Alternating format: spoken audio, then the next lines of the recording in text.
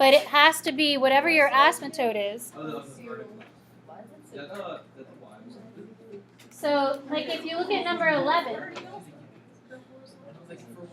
or even number 12, like it doesn't really matter which one. But if you, let's look at number 12, just to kind of look at that value there. So for number 12, ladies and gentlemen, up here, please. For number 12, it has 4 divided by 3x minus 2 and then minus 1. It's the vertical asymptote that's going to determine where your graph is split up with your x's, because that's the x equals asymptote. So if you take the denominator, set it equal to 0, and solve, your vertical asymptote in number 12 should be at 2/3. So that means whatever x values you pick, it's totally up to you, but you have to pick a couple that are on the left or less than 2/3, and a couple that are more than 2/3. Is that?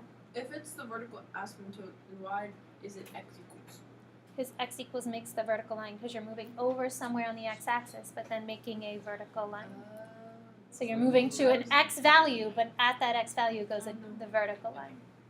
So again, it's up to you what you want to pick, but you have to make sure that, like right here, it would be 2/3. You have to make sure that you're picking a couple numbers smaller than 2/3. Well, 0 is smaller than 2/3, and like -3 is smaller than 2/3. But that's up to you. But just pick them so that they're not right next to each other. Otherwise, you're not going to get that curve. But 0 is a really easy one to pick. And then more than 2/3, well, you could pick a 1 because 1 is more than 2/3. You could pick 2, you could pick 3, you could pick 4. But if you wanted to go with 1 and 4 to keep them distanced, like the equal distance apart from each other, that's fine. So whatever numbers you're picking is your choice, but make sure you're looking at the asymptote and recognizing where the vertical asymptote is. It's not the horizontal asymptote that's changing those x values, because that's just the height of your graph. So it would be the x values from the vertical asymptote that you want to pick. Sam? Wait, you say, how do you say that word? Asymptote. Asymptote. Other questions? Sarah? Like 14 and maybe 16 too. Alright, so number 13 says write an equation that represents the total cost of the graph. Or I'm sorry, the total cost for your bill. And if you're finding total cost, you have to take into account what your monthly cost is and then what your initial cost would be. So for number 13, the phone company charges a $65 initial installation fee. I can't even speak. Installation fee. So on top of that, there's a monthly fee of $32. So that means we have $32 every month plus the $65 installation fee. And then for 14, so this is 13, it says write an equation that represents the average cost per month. Well, we don't know how many months you're dealing with. But if I'm finding the average, anytime you find an average, you add everything up and then divide by 2 or 3 or 4 or 5 or 6, how many ever numbers you're dealing with. So if I want to get the average cost, the reason it's divided by x is because we don't know how many months we're talking about. So it would be different for 10 months versus a different average for 15 months versus a different average for only 2 months. So that's why that x is in the denominator, because that represents the number of months, but we don't know how many months there are. Number 15, you're graphing it. Your vertical asymptote is when the denominator is equal to 0. So it's just x equals 0. And then the horizontal asymptote, which you need in your graph, even though it's a word problem, there still should be a vertical or a horizontal asymptote. And Sarah, you said that was 32. Remember, the horizontal asymptote is this number divided by the number in front of x on the bottom. So that would be at 32. So on your graph, you should have a dashed line at 32 going horizontally. To do the last one, you can't solve for that algebraically, and unfortunately the graph that you have there doesn't really help you get that number either. So that would be like the time that you'd have to use your graphing calculator. So to do number 16, how many months until the average cost is $33.25? You would have to plug that in your calculator, go to the table of values, and look up when y is about $33. That's the only way that you can do it. Like, we can't solve it right now because we didn't do the solving yet. That's not till the end of the chapter. So graphically, using the calculator is the only way that you can determine a cost of something and the number of months that go along with that cost. Questions on that? Wait, no, can you just plug in 33.25 equals 22x 65 over Yes, but there's no way for you to solve that with two x variables in the problem. So we haven't really talked about solving those yet. Didn't we do this last? Well, No. go for it, Okay, solve I'm it. sorry. It's fine. No, it's okay. You can try and solve it. Other questions? Okay, so we're going to continue graphing today. However, we're not really focusing on the graphing part. We're going to focus on trying to get everything up until the graphing part. Your homework tonight is not graphing, and all week it's worksheets every single day. And I believe next week it's also worksheets every single day that I have created. So you don't have to worry about necessarily taking a book home, because it'll be worksheets. So today is not graphing, but the rest of the week you'll be graphing. And then again, Friday your test is predominantly a graphing test. So This Friday? this coming Friday, 50-point graphing test. I think there's like 6 graphs to do, and then there's like some of the stuff on the joint variation and the inverse variation. All right, so in your notes, if you'll turn to section 8.3.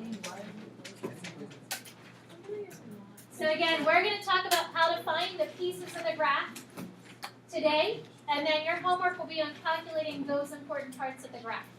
And then tomorrow we'll focus more on doing the graphing portion of it. So today really is just focusing on, can we find that information in order to help us start the graph. So section 8.3 talks about graphing rational functions with higher degree polynomials. All that means is no longer are we going to have like 3 divided by x plus 1 or 2x plus 1 divided by x minus 4. So the graphs are going to get more interesting when you start applying extra powers to the equations on the top and the bottom. On Thursday, we said that a rational function was really 2 polynomials being divided by each other. And that's what the p of x and the q of x were. So this is what we did on Thursday. We defined it using that equation. The extra stuff next to it, just as a reminder that a polynomial descends in order from the largest to the smallest power. That's all this means. So you know you don't have to memorize the reason it's an a on the top and a b on the bottom is because they're different equations. But like, don't worry about having that memorized. It's just showing you you've got a polynomial divided by a totally different polynomial. So if you look underneath, when we're talking about graphing, there's going to be some information that we need to find. So we have x-intercepts, but right over here, also put the y-intercept because we need a y-intercept as well. So just kind of a reminder of that we have to find that as well. So you could have multiple x-intercepts, but there will always only be one y-intercept. It's only one time that it crosses the y-axis. So we're going to talk about finding the x-intercept, the y-intercept, the vertical asymptotes, and then the horizontal asymptote. And then after that, we would then try and get a t-chart to graph. So the first thing, if I'm finding an x-intercept, what do you usually do to find an x-intercept of a graph? Yeah, so for an x-intercept, we usually let the y equal 0. And in a sense, we're going to do that. But because we now have a fraction with an equation on the top and an equation on the bottom, we have to think about what part of the equation we need in order to solve for the x-intercepts. So it says the x-intercepts of the graph of f are the real zeros of p of x. Now, what does that mean? P of x is your top equation. Q of x is the bottom equation. So really, if we're finding the x-intercepts, the easiest way to remember it is by setting the numerator equal to 0. So to find an x-intercept, you're going to set the numerator equal to 0.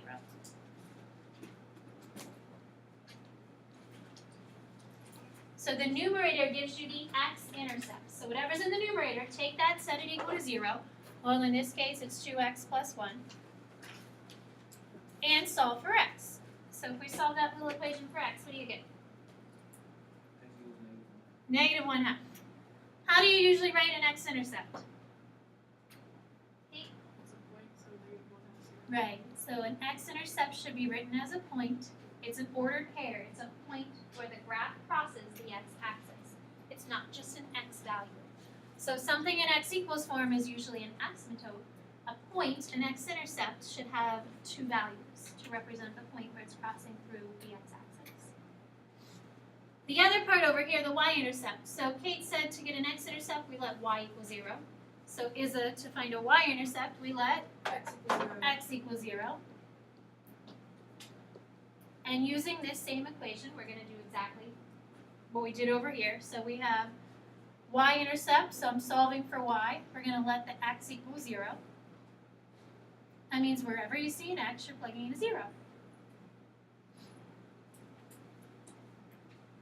Well, we end up with 1 divided by 0. What does that mean? What does 1 divided by 0 mean?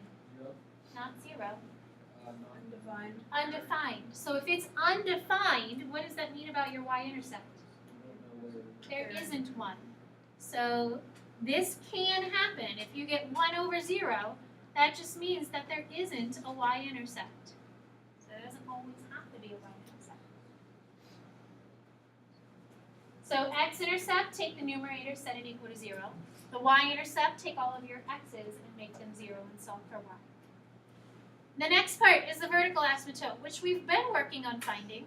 It says the graph of the f has a vertical asymptote at each real 0 of q of x.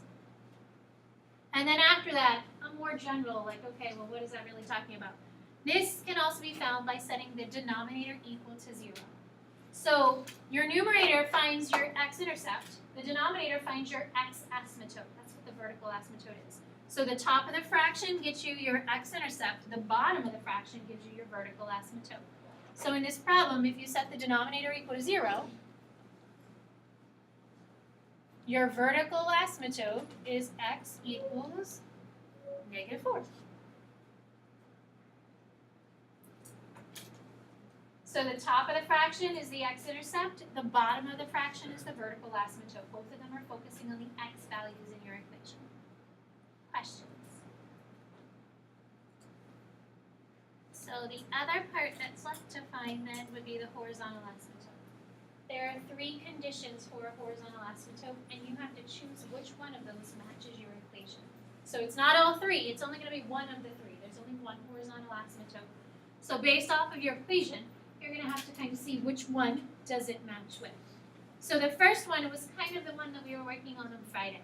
It says if the degree of the numerator is equal to the degree of the denominator, m equals n, then the line y equals a over c, and that's what we did on Friday, is the horizontal asymptote. So I'm going to show you 2 examples. One example is up here. So the first one says f of x equals 2x plus 1 over x plus 4. So the degree is your largest power. Well, we're just dealing with x's here that have a power of 1. If that power is the same, then your horizontal asymptote would be the numbers in front of that value. So in this case, it would just be y equals 2, because we're looking at 2 divided by 1.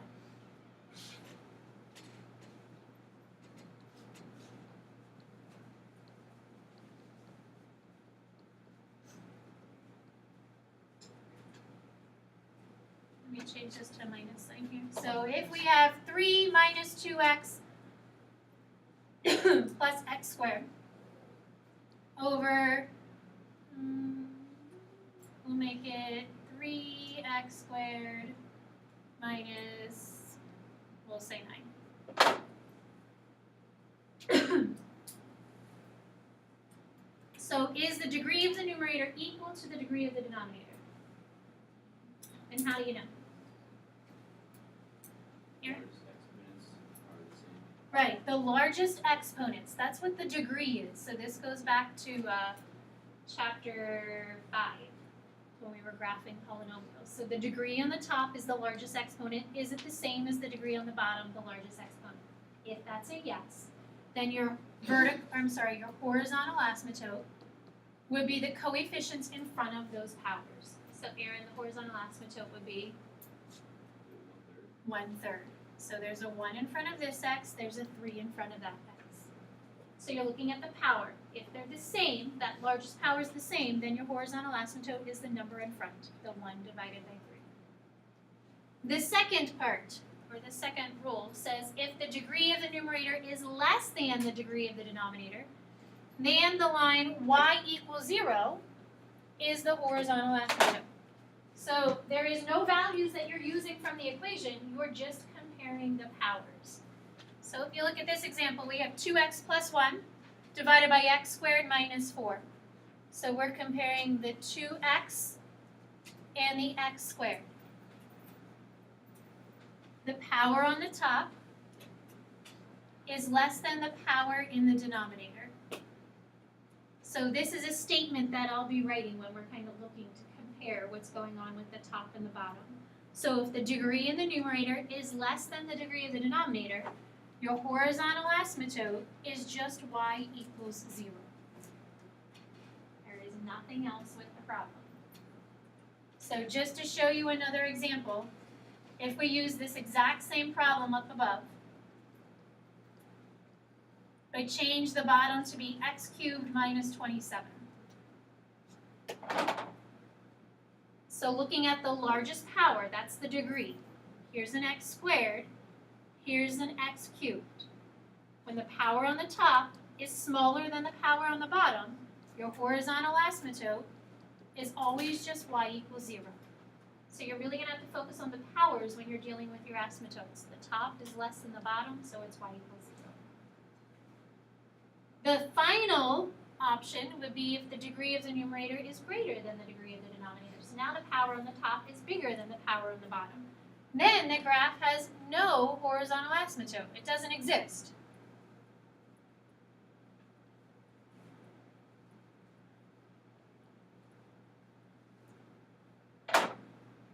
So looking at the degree, we have 2x squared and just an x. So now the degree in the top is bigger than the degree on the bottom. So we would say that there is no horizontal asymptote. So this sheet, as you're doing your homework tonight, you're going to want to have this page of your notes out. You'll have 9 problems that you're going to go through and just find all of that information. And it's pretty much in the order of this. So you're working through your homework, you're kind of looking, how do I get a vertical asymptote? Well, look at this sheet. It'll tell you how to find a vertical asymptote. How do we get a horizontal asymptote? Well, look, there's 3 options. You've got to choose one of those 3. So if you flip over, we are going to start working through a problem here, just trying to find information based off the equation that we're given.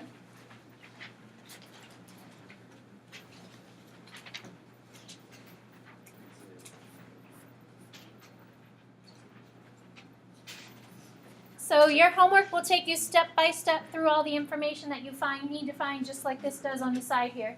So we're graphing y equals 3 divided by x plus 2, and then it says state the domain and range. You'll be asked to state the domain tonight, not the range, because we're not graphing it. So you can get the domain by looking at the asymptote. So determine the x-intercepts and the y-intercepts of the function. So both here, x-intercept, y-intercept. How do you find the x-intercept of the graph, or of the function? So we make y equal to 0. What else do we use in the equation to get us the x-intercept? Sarah? The numerator. So you're taking the numerator and setting it equal to 0. Well, in this case, the numerator is just 3, and you're taking that and setting it equal to 0. So for an x-intercept, it's the numerator equals 0. Sarah, what does that mean, 3 equals 0? Right, 3 can't equal 0. So if it's not a true statement, then there is not an x-intercept. If it was 3x equals 0, then an x-intercept would exist. But it's just 3 equals 0, which means there is no x-intercept. But use that front sheet so that you know where to find the x-intercept. So it's the numerator equal to 0. How about the y-intercept? How do we get that? H? You said x equals 0. Right, so in the y-intercept, this is where we make x equals 0. So y is equal to 3, 0 plus 2. So Paige, what does that mean our y-intercept would be? Your y-intercept would be 3 halves. So x is 0, y is 3 halves, or 1.5. So we can plot that point on our graph at 1.5 on the y-axis.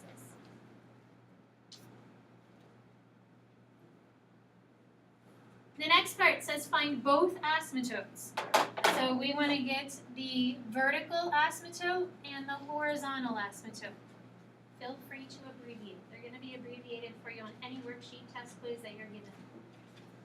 So how do you find the vertical asymptote? What part of the equation gives you the vertical asymptote? Paige? The bottom, the denominator. Right, the denominator. So the vertical asymptote is using the denominator and setting it equal to 0. So that would be x plus 2 equals 0. So that means it's at negative 2. The horizontal asymptote, you're going to have to compare the powers. What is the power of the top compared to the power of the bottom of the fraction? How would they compare? So on the top there's a 3, on the bottom there's x plus 2. So how does the degree of the top compare to the degree of the bottom of this fraction?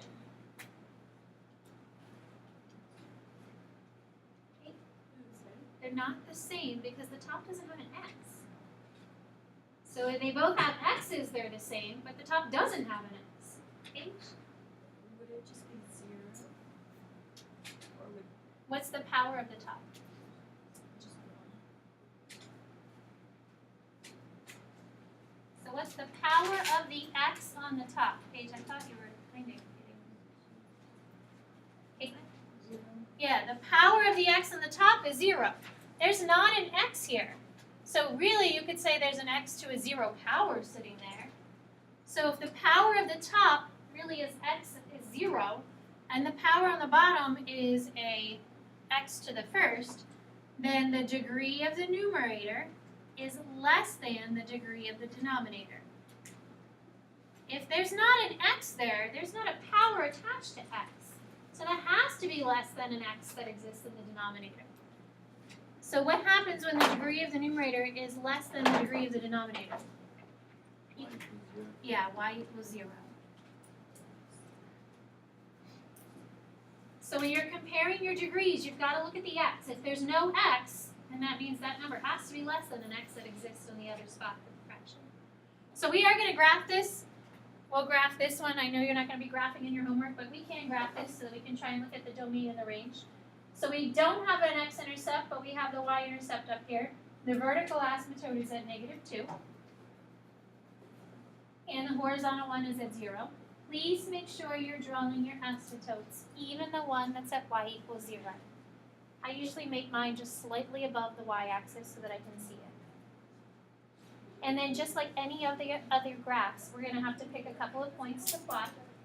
So when you choose your x values, you need to pick a couple that are to the left of the vertical asymptote. So my vertical asymptote is at negative 2. So maybe I want to pick negative 3 and negative 5.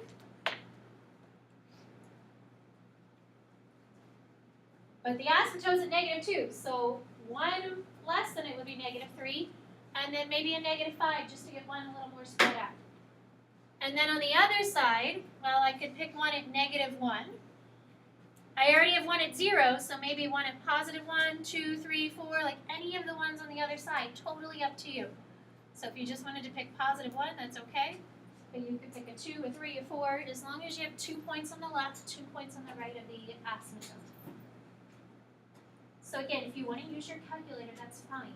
So use the calculator, but make sure you feel more comfortable plugging these numbers in. But you're taking the 4 values here, plugging them into the equation.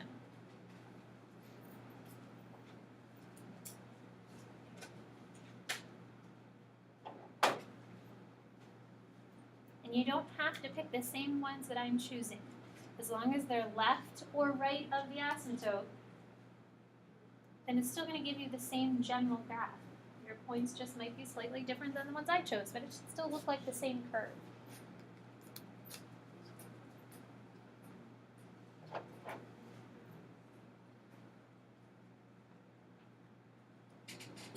That's good.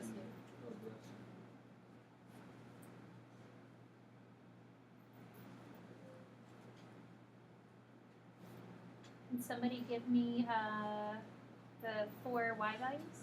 How do you do it? Negative 5, negative 1, negative 3, negative 3, negative 1, 3, and then 1, 1. Excellent.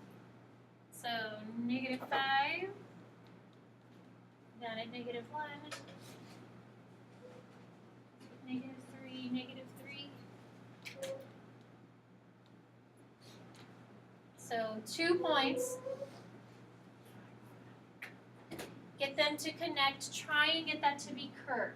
It has to skim along your asymptotes. And then we have negative 1, positive 3. And then positive 1, positive 1. So it never goes over the asymptote. The asymptotes there act as a guideline for your graph. The last part here. What's the domain? Sarah? Negative infinity to negative 2 and then negative 2 to infinity. Remember, the vertical asymptote should always be in your domain. So negative 2 is the vertical asymptote. That'll always be part of the domain. The horizontal asymptote, looking at this graph, negative infinity to 0, and then 0 to infinity. But we'll see tomorrow that the range will change. It doesn't always have to be with the horizontal asymptote.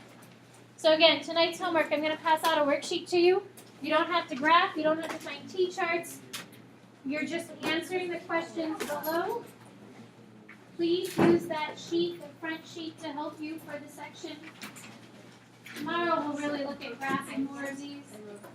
Okay, can I get the alpha section? No, not the alpha section. Oh my God, it was funny. Yeah. It was like, what is the difference between active transport and active transport? I knew what she was asking, but I just didn't know what. I know, I think everyone did this in passing, but I just didn't do that, I didn't feel like it. Well, I mean, actually, there is no difference between active transport and active transport. I can find it if you want me to. I really don't have to. Very good. Let me get you another one. Okay, thanks. Here, I can pass this out for you if you're looking for it. Nope, we're good. Here you go. Yeah, I mean, I knew it was like.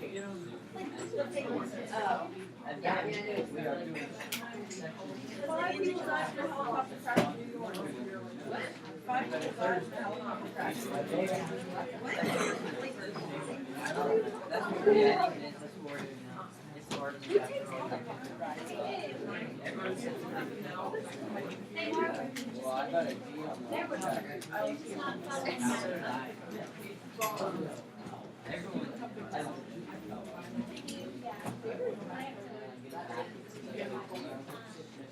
Just a little bit. Maybe just Thank you. Miss K, the bells aren't gonna They are going to ring. They're just not following math time. We're now on school time. They rang last period too, okay. They're late. Not able to hear. They still ring okay. It's just school time is now 2 minutes late. They'll ring, I promise. Can I borrow some? Never mind. Can I borrow Squirted Warm Vanilla? Yes. I can't borrow it actually. Get it back, Yes. but- I'd be the first one to get Yeah, it. exactly. Have a nice day. Thanks, you too. Can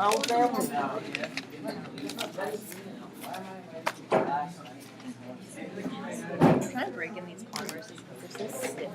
Oh, that sucks. My ankles hurt. My mom wants to get the red ones. The red She ones are has them. awesome. I love them. She I has, could, I I could think, run the a low marathon in ones. those. Oh, I like the she high like red ones. wears them religiously. Yeah. I'm like, I like the high top she Converses. wants yellow, green. I'm Really? like, I want okay. blue. No, I want maroon because I wear a ton of maroon. I have navy blue ones, but I just don't wear enough navy blue to Yeah. wear them. There Thank you you, Miss go. Kane. I think it's my turn. Oh, okay. Have a good one. You too. It's just like thinking about